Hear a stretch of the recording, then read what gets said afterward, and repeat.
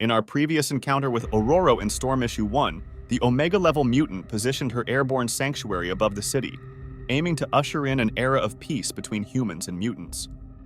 At her first press conference, she delivered unfortunate news by announcing that a recent nuclear disaster in Oklahoma was actually caused by a mutant whose powers had spiraled out of control. Aurora determined that the morally right action was to tell the truth rather than allow the nuclear plant technicians to take the blame, fully aware that this revelation could harm public sentiment toward mutants. The issue concluded with a celestial being taking notice of Storm's public honesty as she suffered the adverse effects of her exposure to lethal doses of radiation. In Storm Issue 2, the clock starts ticking towards Storm's downfall.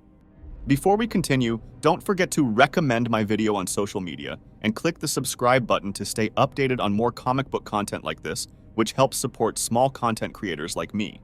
We begin in Lagos, Nigeria, where a small boat of pirates attacks a curiously named cargo ship off the coast.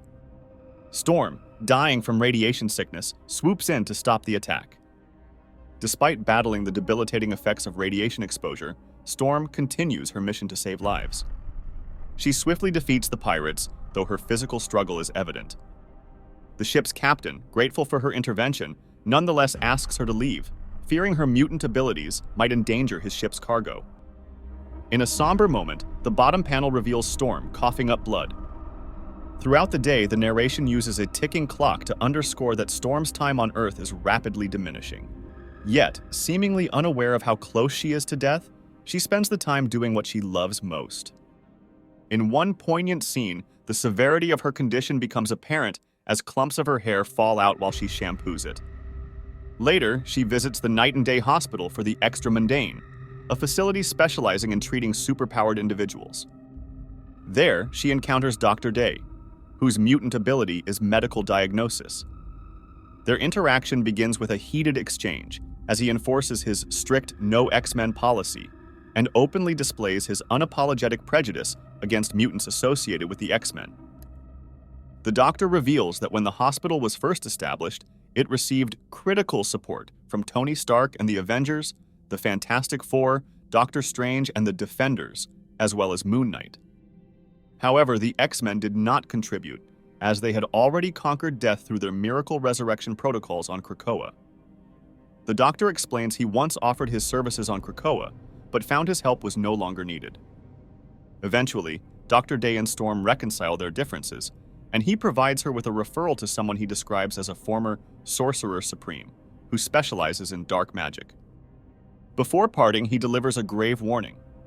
She has only 6 hours left to live and must act quickly to meet with this specialist.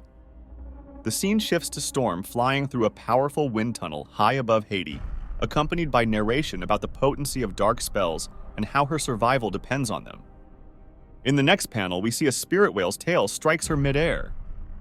She begins plummeting toward Earth, with a voiceover from an unknown figure asking if she is seeking the aid of a sorcerer.